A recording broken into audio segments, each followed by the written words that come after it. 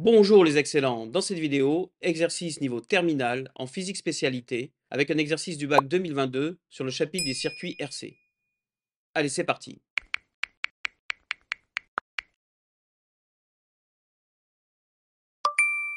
Dans une étude menée par l'Université de Lille en 2018, chaque année environ 46 000 arrêts cardiaques se produisent en dehors des hôpitaux. C'est pourquoi les établissements accueillant du public sont progressivement tenus d'installer un défibrillateur cardiaque. C'est cet appareil que l'on voit sur la photo. Cet appareil permet d'appliquer un choc électrique sur le thorax d'un patient dont le cœur se contracte de façon irrégulière et inefficace. L'objectif de cet exercice est de comprendre le fonctionnement d'un défibrillateur au travers d'un modèle simplifié. Le circuit électrique d'un défibrillateur cardiaque peut être modélisé de façon simplifiée par le circuit représenté en figure 1, contenant un circuit de charge constitué de l'association en série d'un générateur de tension E, qui est donc ici, d'un conducteur ohmique, qui est là, de résistance R, et d'un condensateur de capacité C, qui est ici. Un circuit de décharge, constitué du condensateur chargé, donc le même bien sûr, et d'un conducteur ohmique de résistance grand R, équivalente à celle du thorax du patient. Il s'agit donc de cette résistance-là. Enfin, un interrupteur à deux positions, 1 ou 2, qui permet de fermer le circuit de charge ou le circuit de décharge. On s'intéresse à la charge du condensateur du défibrillateur. À la date t égale 0,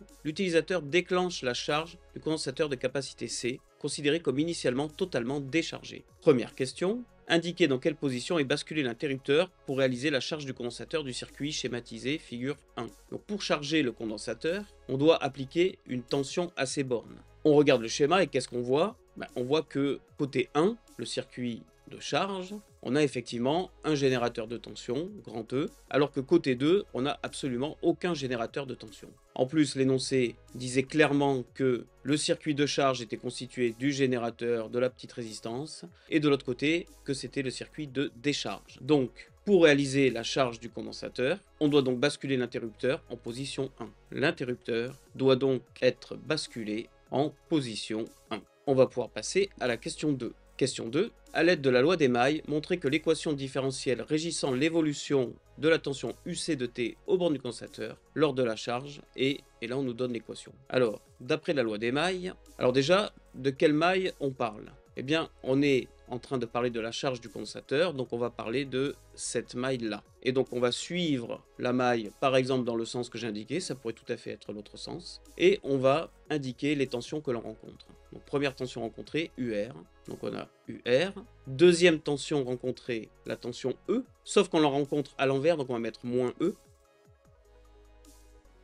Et enfin, dernière tension rencontrée, la tension UC. Et donc on a UR moins E plus UC égale 0. Or, vous le savez, aux bornes du condensateur, l'intensité I est égale à C DUC sur DT. Et aux bornes de la résistance, on a la loi d'Ohm qui nous dit que UR égale petit r fois I. On va mettre tout ça dans notre équation issue de la loi d'Émaille. On a donc R CDUC sur DT moins E plus UC égale 0. Et donc là, on a déjà trouvé la bonne équation. Il suffit de la mettre dans la bonne forme, c'est-à-dire faire passer le E de l'autre côté de l'égalité. On a donc bien R C DUC sur DT plus UC égale grand E. On va pouvoir passer à la question 3. Question 3. Vérifier que la solution de cette équation différentielle est UC de t égale E facteur de 1 moins exponentielle moins t sur tau, en précisant l'expression et l'unité de la constante tau. Alors, donc on va vérifier, donc on va prendre cette formule, donc soit UC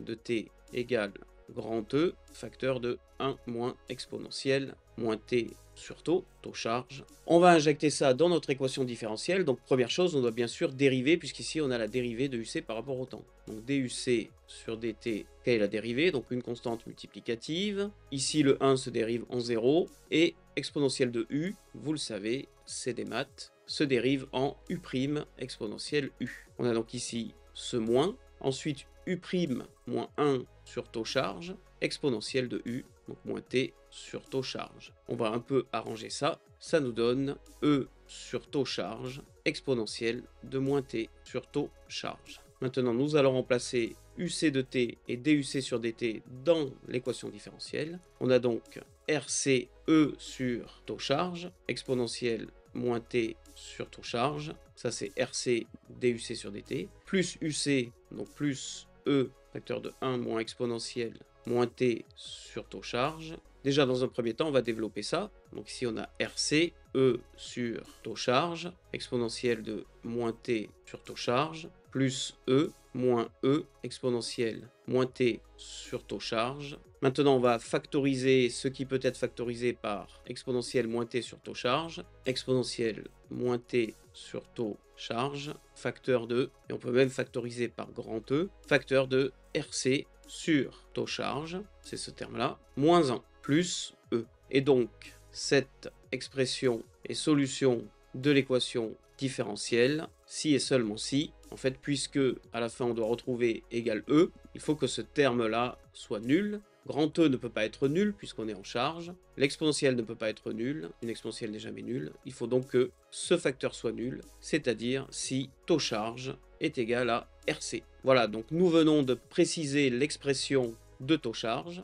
et maintenant on va préciser son unité. Alors bien sûr, on pourrait dire que c'est des ohms farad, mais ce n'est pas ce que l'on attend de vous. En effet, on voit que ce RC, on peut le remplacer par taux. On a donc taux DUC sur DT plus UC, et donc les deux termes de la somme doivent être homogènes. Donc d'après l'équation différentielle, taux DUC sur DT et UC sont homogènes. Ainsi, l'unité de taux est la seconde, puisque UC et UC sont des volts tous les deux. Ici, on a DT, donc on a DUC sur DT sont des volts par seconde, et donc l'unité de taux, c'est la seconde.